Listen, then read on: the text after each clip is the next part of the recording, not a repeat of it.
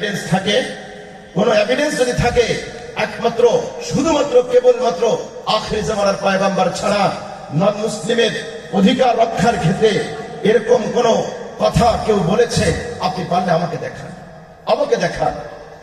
Orientalist যারা আছে, ইসলাম বিদ্বেষী যারা আছে, ইসলামের বিরুদ্ধে যারা বিশুদ্ধার করে, যারা ইসলামোফোবিয়া ছড়ায়, এই হাদিসগুলো জীবনে তারা মানুষের কাছে বলবে না, এই আয়াতগুলো বলবে না। তারা শুধু শিখাবে কোরআনের শাসন কায়েম হলে নন মুসলিমরা থাকতে পারবে না, তাদেরকে হত্যা করা হবে, তাদের মন্দির ভাঙা হবে, তাদের ধর্মীয় অধিকার ক্ষুণ্ণ করা হবে। আমি যে এতক্ষণ পর্যন্ত এভিডেন্স দিলাম, ইসলামের কোথাও আছে নন মুসলিম যারা আছে তাদের মন্দির ভাঙা? বলেন আছে? পারলে আমাকে দেখান, আমি আপনাদের সময় দিলাম, কোরআন এবং সুন্নাহ থেকে আমাকে একটু দেখান,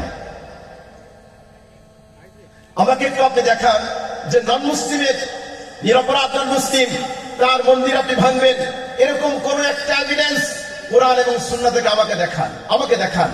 আপনি যে বলবেন হুজুর অনেক সময় তো দেখি নারায়ে তাকবীর আল্লাহু আকবার বলে মন্দির ভাঙে, তাহলে সেটা কি? এটা বোঝার জন্য একটা এক্সাম্পল দেই, তাহলে বুঝবেন। ধরুন এই যে সুন্দর একটা মসজিদ, মসজিদে নামাজ পড়তে মুসল্লি আসে, এখন কোন একজন চোর সে যদি মুসল্লির বেশ ধারণ করে জুতা চুরি করে, এর জন্য কি সমস্ত মুসল্লিদেরকে দায়ী করা যাবে? কোন বিবেকবান মানুষেরা বলবে? কোন বিবেকবান মানুষ কিনা বলবে দেখছো মসজিদে যারা যায় সবাই চোর? যদিও চোর পাঞ্জাবি পরেছে, টুপি পরেছে, সে নামাজেও শরীক হয়েছে, কিন্তু সে জুতো চুরি করে নিয়ে গিয়েছে। তাহলে বোঝা গেল আসলে ও মুসল্লি না, ও চোর মুসল্লির বেশ ধারণ করেছে। ঠিক কিনা বলেন? এটা যদি বুঝেন তাহলে কোন ইসলামের শত্রু ইসলামকে কলঙ্কিত করার জন্য ইসলামের বেশ ধারণ করে ইসলামের স্লোগান ব্যবহার করে যদি কোন অপকর্ম করে, সেই দায় কখনো ইসলাম নেবে না। পাশ্চাত্যদের ডাবল স্ট্যান্ডার্ড নীতি দেখে আমরা হতবাক হই। আপনারা জানেন নিউজিল্যান্ডের ক্রাইস্ট চার্চে মুসলমানদের উপর হামলা হয়েছে নাকি হয় নাই? জুমার সালাত আদায়রত বহু মুসলমানকে একজন সন্ত্রাসী গুলি করে হত্যা করেছে। ঠিক কিনা বলেন?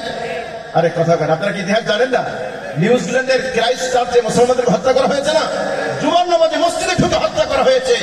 আজ পর্যন্ত পাশ্চাত্যের কোন মিডিয়ায় আপনি দেখেন নাই একথা বলতে যে খ্রিস্টানরা সন্ত্রাসী। আমার প্রশ্ন হলো, সেই খ্রিস্টান যদি জুমার নামাজের সময় মুসলমানকে হত্যা করে, সে যদি সন্ত্রাসী না হয়, তাহলে ইসলামকে, ইসলামের নাম ব্যবহার করে কোন ব্যক্তি যদি আল্লাহু আকবার বলে সন্ত্রাসী কর্মকাণ্ড চালায়, সে দায় কেন তোমরা ইসলামের উপরে চাপাও? ঠিক কিনা বলেন? ওদের ডাবল স্ট্যান্ডার্ড নীতি।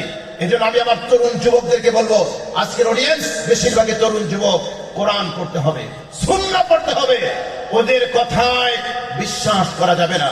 ওরা ইসলামোফোবিয়া ছড়ানোর জন্য crore crore million billion trillion অর্থ ডলার ওরা ব্যয় করছে শুধুমাত্র ইসলামোফোবিয়া ছড়ানোর জন্য। মুহতারাম হাজির।